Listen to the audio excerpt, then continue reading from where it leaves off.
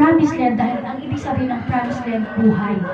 Nagpersonal po ang buhay sa pamamagitan ng personal ni Ama Martiniano Managilon Damagan Talusi. Na alam lang natin, siya po ay isang ama lang na tawag natin, hindi po. Dahil Ama, ang Diyos na nagbigay sa atin ng buhay, mga kapatid. Ang Diyos na nagbigay sa atin ng, yan po ang nagbigay sa atin na nakabuo ng ating katawan. At si Ama Adan, personal ng Diyos. Diyos, Espiritu Santo, makita, mga kapatid. Ang God Almighty na liwanag, mga kapatid. God Almighty, nakikita ng dalawang mata natin. Kasi kung noon, naniwala ako kasi 1988, grade 4 ako, 12 years old ako noon. Nalaman ko itong katuruan to. Wala pa akong kamuwang-muwang sa mundo. Ngunit, wala naman akong sakit noon. Pero nung narinig ko itong katuruan ito, dahil din sa ating magulang na sila po ang nagpagamot ng kanilang sakit. Silang dalawa ng aking kapatid. Pero hindi ako lumapit dito, hindi ako naniwala dito na may sakit ako noon, hindi. Parang may sakit ako noon kasi nung nabasa ko lang yung awit ng mga taga-promised land doon. Parang nangiyak-iyak na ako, parang napakasama ko noon. Bakit habang inaawit nila o inaawit ko yung binabasa ko, inaawit ng mga taga-promised land ng mga kapatid, parang umiiyak ako, parang siguro, sabi ko, baka ako yung na-reincarnate na hindi ko man lang nakilala ang Diyos na makapangyarihan sa lahat. Hindi ko man lang nakilala si Ama Adan, na siya ang personal ng Diyos. Kasi ng lahat ng mga relihiyon, may kasalanan si Ama Adan at Ina Eva. May kasalanan. Paano nagkaroon ng kasalanan si Ama Adan at Ina Eva? God Almighty, dun din sa sinasabi sa libro Biblia, na Diyos na makapangyarihan sa lahat, lumikha ng langit, lupa, Adan. Diyos yung lumikha, Diyos ang lumikha, magkasala. Na kung noon, nung ipinaliwanag ni Ama Martiniano, personal ng langit, ang katuruan ito, hindi ko gaano naintindihan pa Basta kung ano na lang sinabi ni Ama Martiniano, oo na lang, oo. Pero marami akong tanong. Gusto kong magtanong pero nahihiya ako na kung siguro baka kung magtanong ako, baka napakabobo ko naman, baka patawanan ako, kaya ayoko magtanong. Ngunit nung wala na si Ama Martiniano, oh Diyos ko, paano na ito? Paano yung mga katanungan na gusto kong malaman? Paano na ngayon?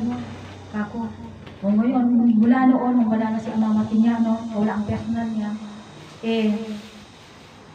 sige, nagtrabaho pa, nag-aral, nagtrabaho, walang ibang ginawa kundi kung ano yung ginagawa sa gobyerno, ganun din ang ginagawa ko. Kaya, ngayon mo lang nalaman na itong katuruan na ito pala, kung kailan siguro pagod na ako, o kung kailan marami nang tinrabaho ang katawan ko. Saka pala ako nakapag-isip, Diyos ko, sabi ko habang buhay na lang ba, magpapakahirap ako? Ganon din naman, hindi naman ako yumaman. Wala naman akong malaking bahay, ganon pa rin, rut-rut pa rin ang mga bahay namin, butas-butas pa rin. Siguro, sabi ko, Diyos ko, bigyan mo ako ng maraming pera, parang hindi na ako nagtrabaho ka. Pero, parang, siguro, kasi ako kung minsan, kung may pera ako, bus-bus yan, sige. Kasi kung gusto kong makilala ng ibang tao na may pera ako, at sasabayan ko na rin ng pagka nakilala ako, siyempre ang tao kasi, hindi nila pakikinggan ang sasabihin mo kung walang ibibigay na pera o pagkain. Tama yun. Pero yun po mga kapatid, dito po sa katuruan nalaman ko na ito pong katuruan na ito, hindi porke marami kang pera o wala kang pera, welcome ka dito. Meron o wala kang pera, basta may buhay ka, basta mahal mo ang Diyos, may Diyos kang pinakikinggan o may Diyos kang pinaniniwalaan, welcome po tayong lahat mga kapatid, kahit makasalanan ka o kahit marami kang kasalanan sa mga kapatid mo o mga kapwa mo, dito tayo mga kapatid kasi kusa din matatanggal yan. na ang God Almighty na yan na makapangyarihan sa lahat. Ayaw naman niyang maghirap tayo, ayaw niyang maghirap tayo. Tayo lang ang naghirap sa sarili natin dahil gusto natin ng maayos na pamumuhay, ganun. Hindi yung maayos ang buhay. Dati nang maayos ang ating buhay na ibinigay ng Diyos na katawang tao ang Adan. Itong buhay natin na nakabuan ng nabuo ang ating katawan kay Ine Eva sa pamamagitan ng ating magulang. Perfect na. Perfect tayong lahat. Kaya ika ng sa lahat. Nobody's perfect. Ika ng lahat ng kasi ang Diyos lang ang perfect. Ang Diyos perfect. Kaya perfect din tayo mga kapatid. He is perfect. Tibagi lang. Body is perfect, but no one is perfect. The body is perfect, but no one is perfect because dahil sa pinag-aralan mga kapatid, walang perfect kasi dahil sa ugali na ginaya-gaya na lang din natin sa libro Biblia na yan. Kaya po mga kapatid, ito pong katulong ito, ang sakit, ika na yung palaging pong sinasabi na huwag na nating hintayin na meron tayong maramdaman na kaiba sa ating katawan. Kasi ganoon din ako noon eh. So, sabi ko nga, bakit hindi ko nailigtas ang magulang ko kasi ako ang nag-iwas kanila. Kasi ibig sabihin pala, kahit na anak mo o magulang mo, kahit mahal mo ang magulang mo, kung sila naman ang hindi nagmahal dito sa katuwang ito. Kasi mula noon hanggang ngayon, yun nga sinasabi ko na 1988 pa itong nalaman ko itong katuwang ito, pero kahit kailan hindi pa ako nagpunta dito noon. 1993 lang na nagpunta ako ng Promised Land, nung 66 years old ni Ama Martiniano. Yun.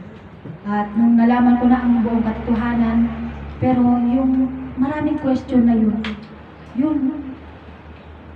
paano kaya ako yun, nung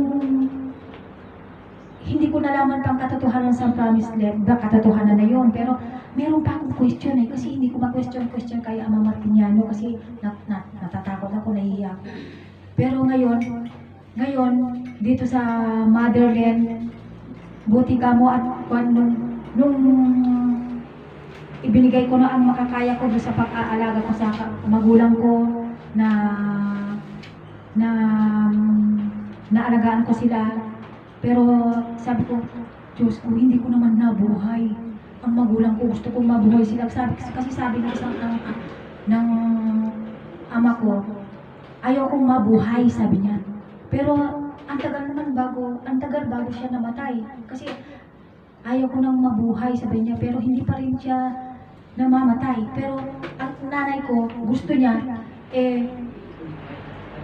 gusto ko pa mabuhay, sabi niya. Pero bakit ganon sabi ko, ano kaya ang Diyos ko ang kulang? Ano pa ba ang kulang ko? Kasi nalaman ko na ang katuruan ito, nalaman ko na lahat. Pero ibig sabihin pala nalaman ko katotohanan kay Ama Martiniano sa mga pinaliwanag niya.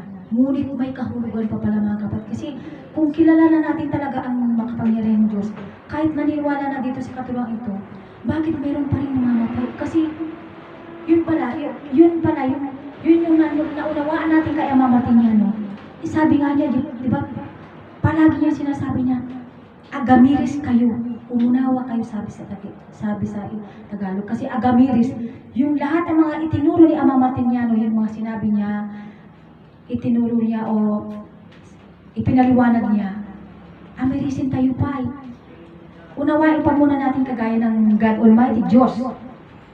Sabi ni Ama Martiniano, o ano ba yung Diyos na nasa sa atin, na ipinaliwanag ni Ama Martiniano, ito yung buhay. Diba? Ang Diyos hindi makita. Yung hininga. Pero bakit dito sa Motherland, dito na mismo, makita na. Kasi yun ang sabi ni Ama Martiniano sa pakiwari ko lang sa palagay ko lang. Kasi kaya wala yung personal ni Ama Martiniano kasi nagpersonal ang langit o ang buhay upang sabihin sa atin ang buong katotohanan ng Diyos na makapangyarihan sa lahat na si Ama Adan ay hindi nagkasala.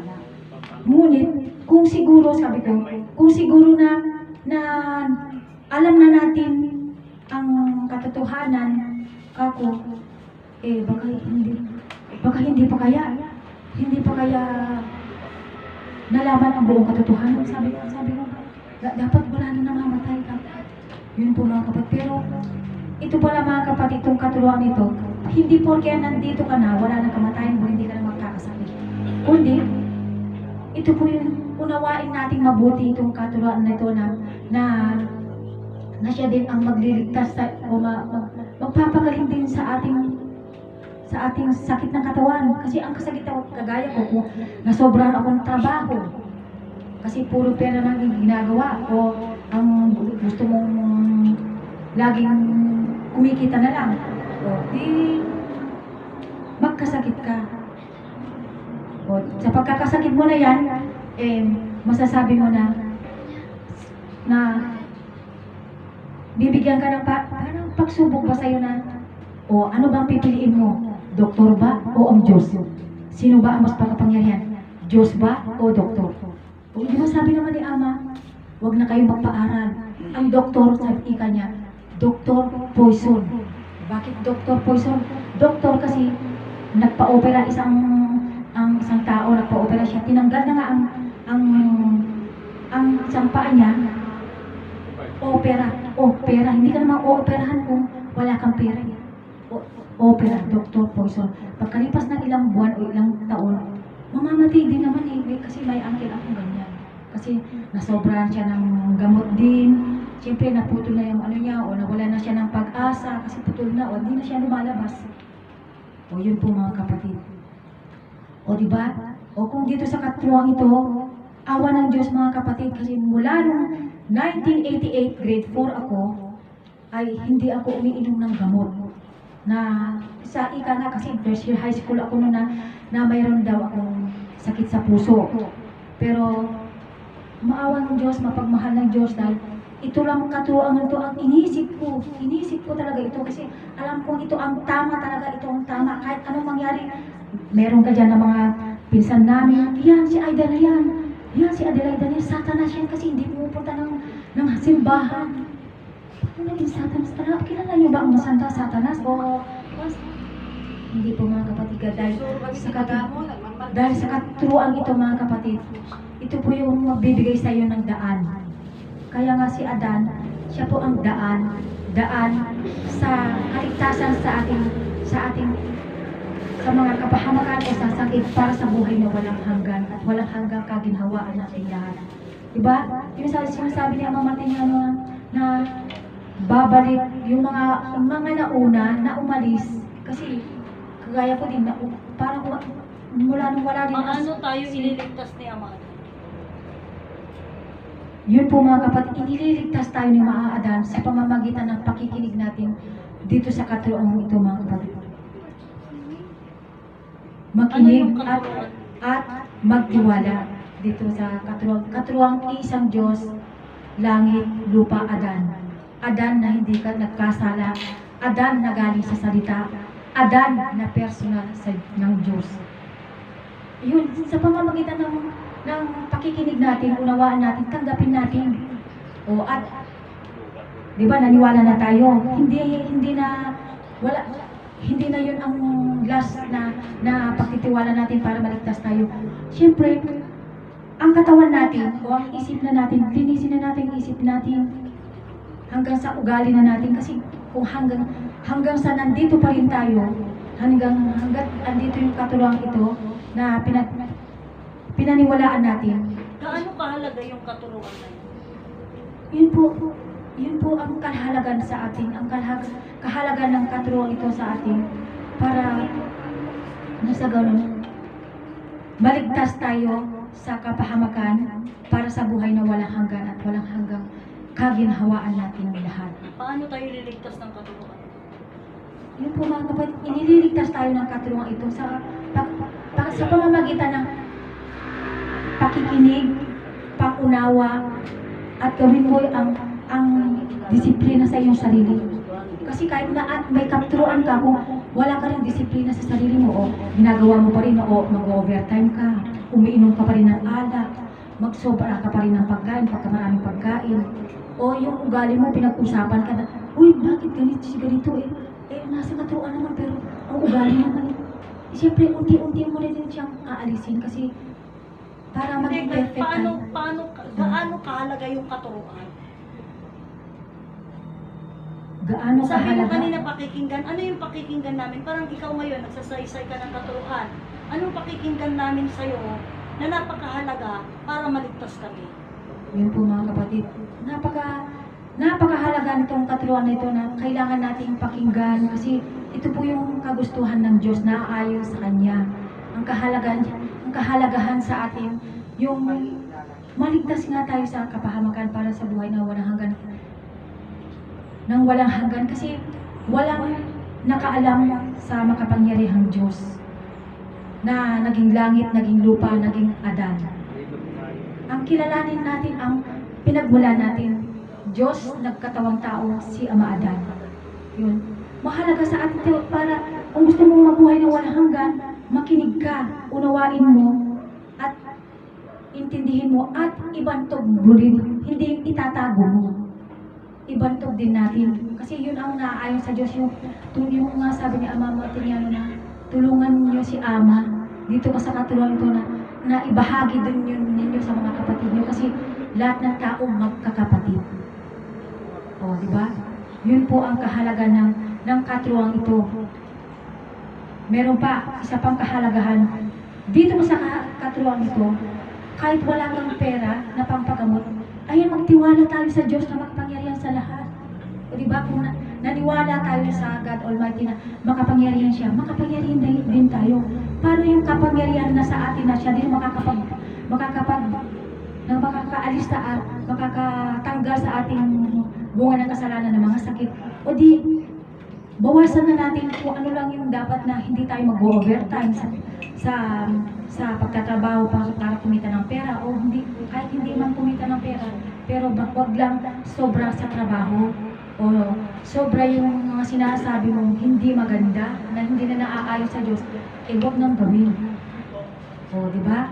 Kasi Paano nakakoneksyon yun? Yung pagtatrabaho, yung paggawa ng masama, doon sa katuruan. kasi konektado tayo sa makapangyarihang Diyos na nagkatawang tao upang ibigay niya sa atin ang regalo. Ito pong buhay natin. Yun po ang koneksyon natin sa Diyos na makapangyarihan sa Pero ano yung Kasi- koneksyon natin doon sa pagtatrabaho, mga ugaling masama? Ano yung koneksyon? Kasi sa ang katuruan? koneksyon natin mga kapatid dun sa mga ugali na yan, mga ugali hindi maganda. Kasi siyempre kung hindi maganda ugali mo, o gumawa ka ng sobrang, o siyempre yung katawan mo na maraming trabaho, magkakasakit. Kasi ang buhay natin, masunurin kahit na kung maganda man o naaayon sa Diyos o hindi magandang ginawa mo, sumusunod lang siya sa iyo. Pero ang katawan, kahit na ayaw ng isip mo o ayaw na ng katawan mo, andyan pa rin siya na ginagawa pa rin ang sobra-sobra na hindi naaayon na sa Diyos, na hindi maganda, o di, yun na. Sabi Yun mo na. kanina, ang katuruan, isang Diyos langit lupadan. Katawan naman yung kinukwento mo. Yung katawan kasi, Langit lupadan naman yung sinabi mong katuruan. Bakit Langit katawan lupadan. ang sinasabi mo?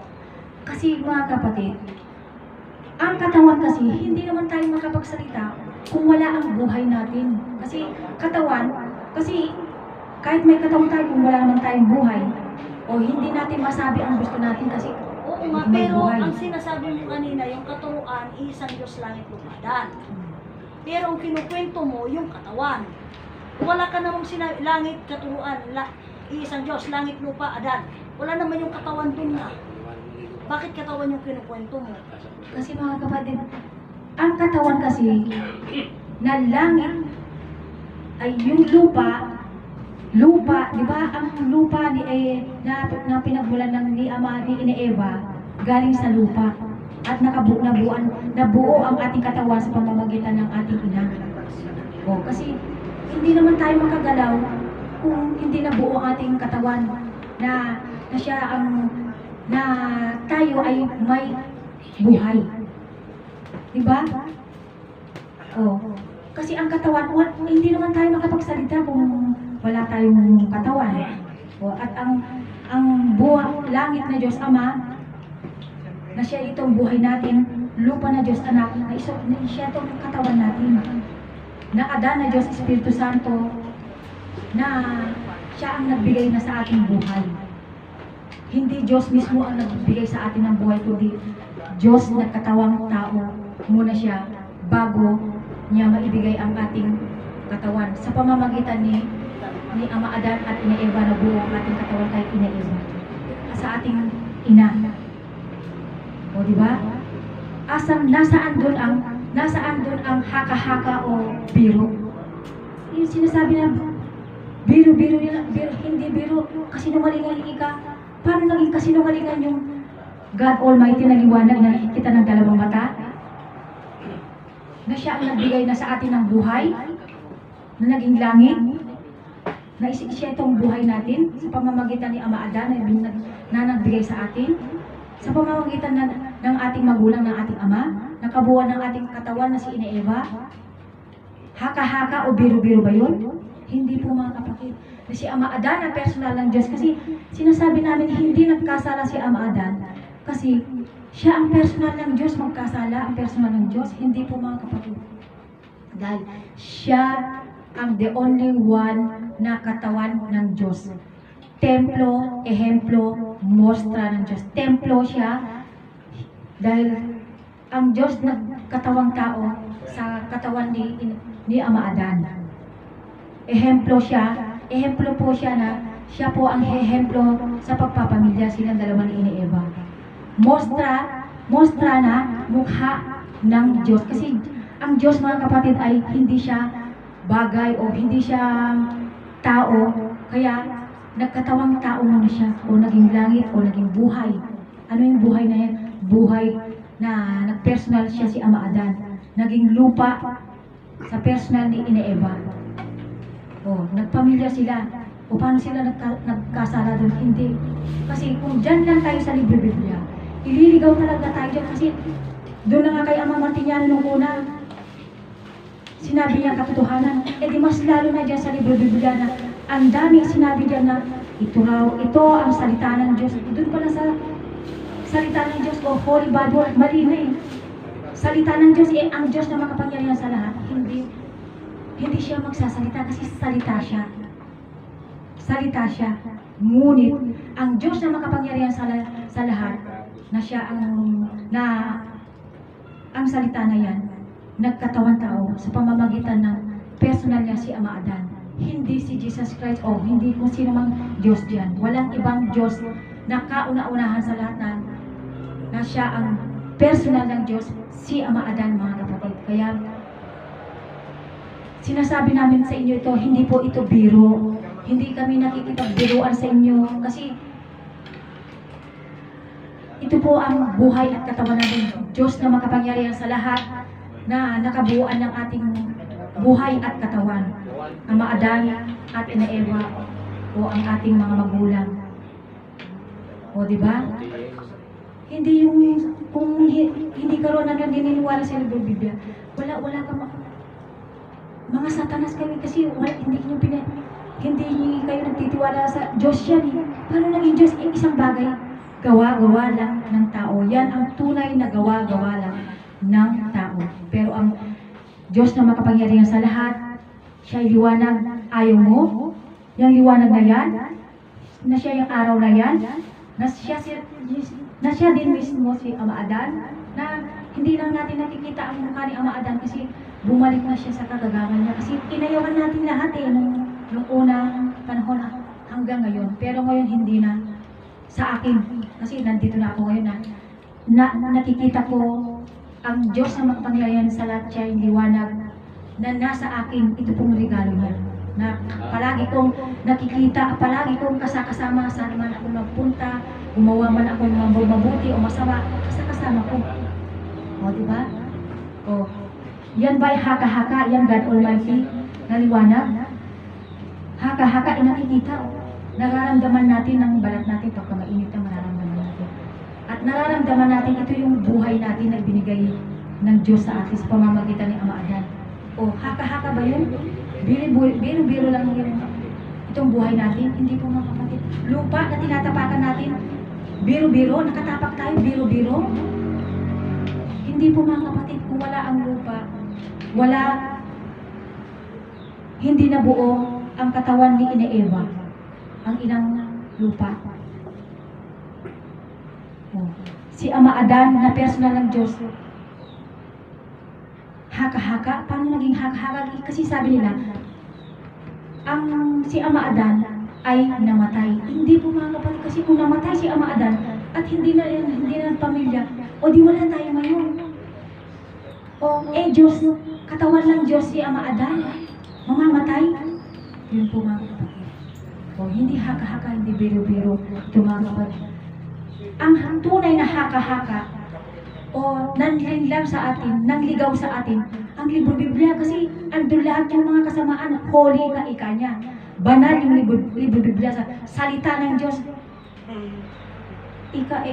Ikaw naman nagbabasa. Pwede naman madamo Adan kan Eva, kay libro Biblia kasama di Jai. Pero yung Adan sa libro Biblia na mas tunay, sabi nung nagko-comment sa Adan na galing sa lupa yun eh. Adan na galing sa lupa. Pero dito sa amin mga kapatid, maniwala man kayo o hindi namin na pinipilit to dahil ito po ay nalaman naman namin sa personal na buhay at pinatunayan namin. Pinatunayan kasi kung wala kang patunay, hindi katotohanan yan kung ano lang ba ang sinabi ng mentor o sinabi ng Ama Martin yan, yun lang ba?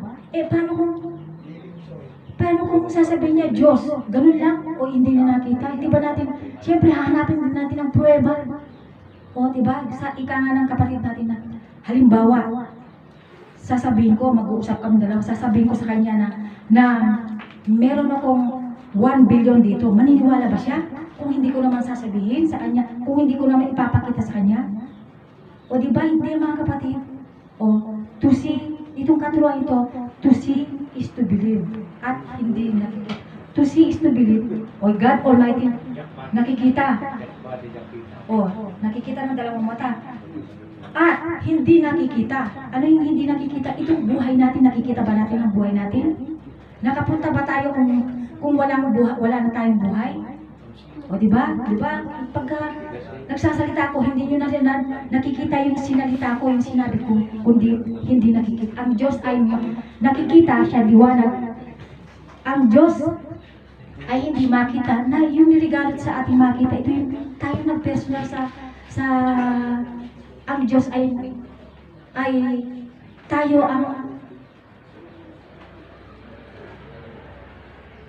ang binigyan niya ng regalo na ito po yung buhay natin. Kahit hindi makita, o andito nagsisilbi siya sa atin. Diba? Ika nga, God is everywhere. Ika nga ng, lalo na yung mga pari, God is everywhere, pero hindi naman niya may paliwanag. Pero dito sa katuruan ito, God is everywhere kasi kahit saan tayo pupunta, andun ang Diyos. Kasi andun tayo na nabubuhay. At hininga natin, o kahit saan naman tayo pupunta, andyan yung God Almighty na siya, liwanag. O diba? O, doon sa promise land, nakasimbolo na doon yung araw na God Almighty, siya liwanag. O, hindi pa rin natin naunawaan. Pero dito pa lang sa Motherland, Second Jerusalem, Barangay San Manuel, Nagilian, Isabela, na kahit ayaw tanggapin ng mga naunang mga kapatid natin, pero pasasaan ba magliliwanag din ang kaisipan nila, kaisipan nating lahat. Kasi kaya ngayon nga sabi ko na huwag nating hintayin na merong magsakripisyo ako na bago tayo bumalik dito.